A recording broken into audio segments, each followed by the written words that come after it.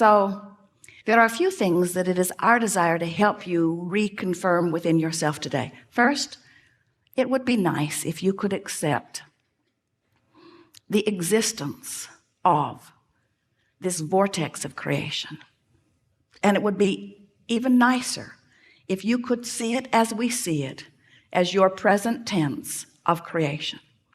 So that when your friend says to you, I don't see any improvement in your life, you can stand firmly inside your vortex of creation and say, that's because it's not visible to those who are outside the vortex. And they will say, have you seen a doctor lately? And you will say, there are no doctors in the vortex of creation.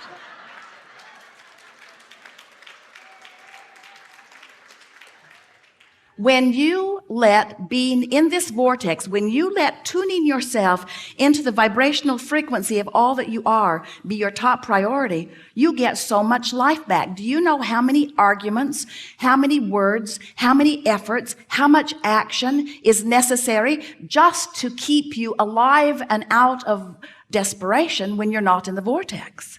In other words, it's a big effort to live this life when you're counting on your words and your action and your effort to make it happen. It's interesting. You could just have a conversation with one very well-meaning mother about her child that she adores more than life itself, and listen to all of the gyrations that she is going through in order to sort of kind of understand what's going on with her little boy and put it in the proper perspective, when really all she needs to do is step away from whatever's bothering him and away from whatever's bothering her and focus upon something that gives her access to the vortex. And from inside the vortex, everything's clear. You cannot lead from behind. And if you are not in the vortex, then you have nothing to give anyone. Sometimes people say, Abraham, it seems like you teach selfishness. And we say, we really, really, really, really do. Because selfishness, let's define it. Selfishness means vibrational alignment with self. And in order to understand that, you got to know who self really is. Self is source. Self is pure positive energy. Self is worthy. Self is clear-minded. Self is healthy. Self is full of vitality. Self is eager about life. And when you are willing to be selfish, which means you are willing to mimic the vibration of self, which means you're willing to release the thoughts that hold you apart from that and practice the thoughts that cause you alignment with that, which simply means you're selfish enough to care how you feel. That's when they call it selfish. People say, oh, you're so selfish. You're pleasing you. And what they mean is, you should please me. You're selfish because you please you, and I'm not selfish because I think you should please me instead of you. There's some screwy reasoning going on. And every time it matters to you to please them instead of you, oh, it's such short-term gain, such short-term gain. Because when you care about how someone else feels or how they are responding to you, so you behave in order to affect their response to you, you do them a very big disservice, because you teach them that through action and demand or cajole or control or power, that they can wrestle their life to the ground. And there's hardly going to be anybody as cooperative as you. Think about it. Have you ever had someone who was so cooperative they'd just do anything for you, and then they were the only one who would behave that way? So you just had that one friend? Often it was your mother. You weren't really ready for the world, were you? But when you show yourself that you have the power to come into alignment, not just with who you were before you were born, but with all that you've become ever since, not just with you and all you've become, but with source itself. When you show yourself that by being selfish, which means by reaching for the best feeling thought you can find on whatever subject is active, when you care about being in the vortex, you care about being in concert with the energy that creates worlds. And one who's in the vortex, one who's in alignment with that energy, is more powerful than millions who are not. It's such an interesting thing to watch what goes on in your planet, because you are so good at step one. Most of you have made such a career out of step one. You sift through the data, and you know what you don't want, and you know what you do want, and you know what you don't want, and you know what you do want, and you know what you don't want, and you know what you do want, and you know what you don't want, and you know what you do want, and you know what you don't want, and you know what you do want. And source is over here, knowing what you want, being what you want, sending out a signal of what you want. Law of attraction's over here, gathering what you want, gathering what you want, gathering what you want, gathering what you want. You're over here.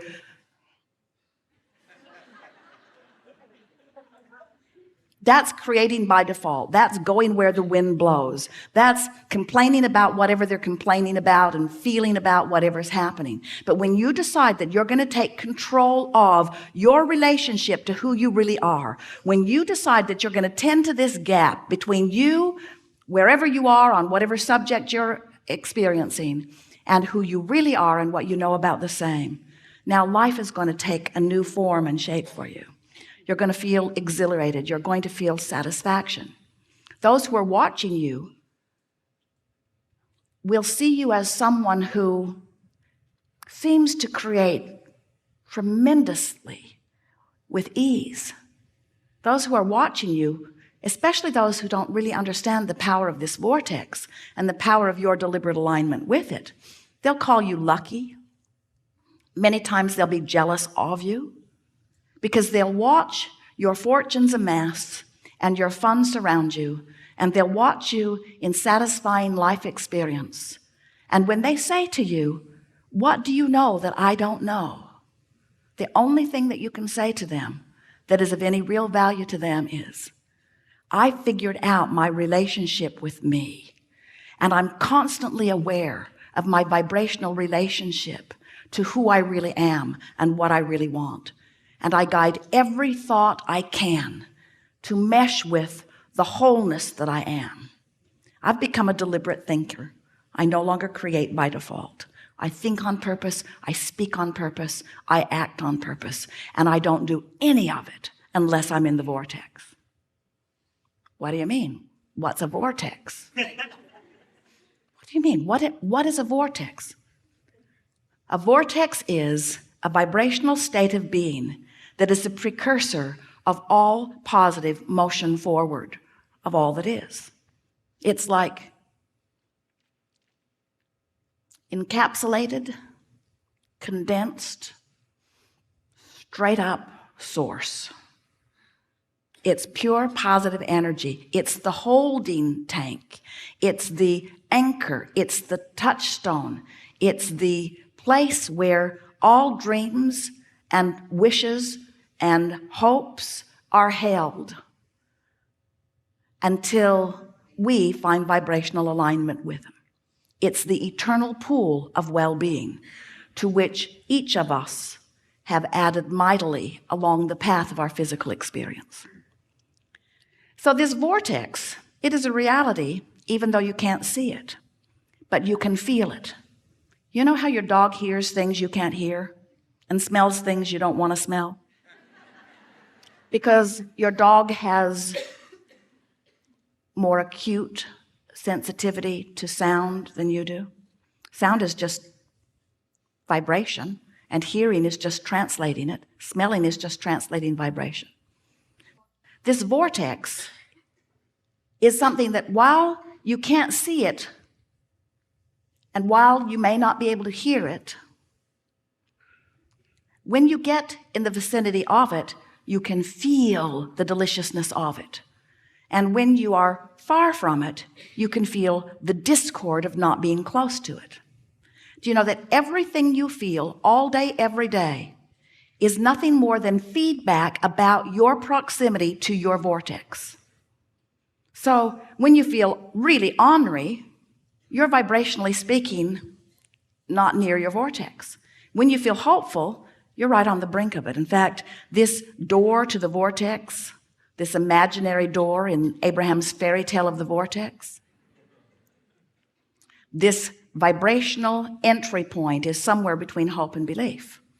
So when you feel hopeful about something, you're so in the vicinity that you'll be called in, you'll be swept in. Law of attraction will take you in. Law of attraction will take you in when there is not enough resistance to hold you out. How's that? If you weren't doing that thing you do that holds you apart from your vortex would take you in every time. When you slumber, in you go.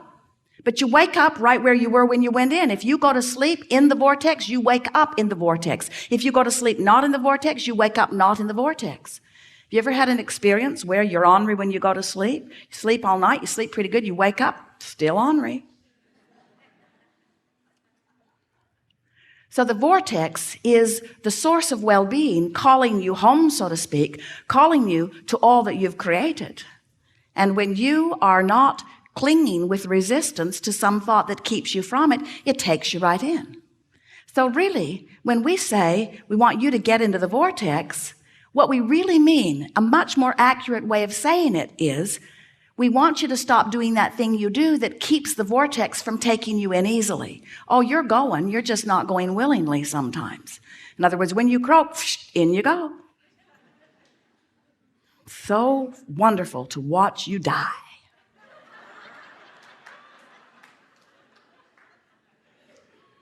Moving immediately into all that you have become, all that you've asked for. But we don't think you should have to croak in order to be in the vortex. We don't think you should have to croak in order to be what life has caused you to be. So, as we're moving forward today, we're eager to talk with you about whatever it is you want to talk about. And it is our desire to help you to find a vibrational stance, which means a mental approach, which means an attitude about whatever it is that you've got going on.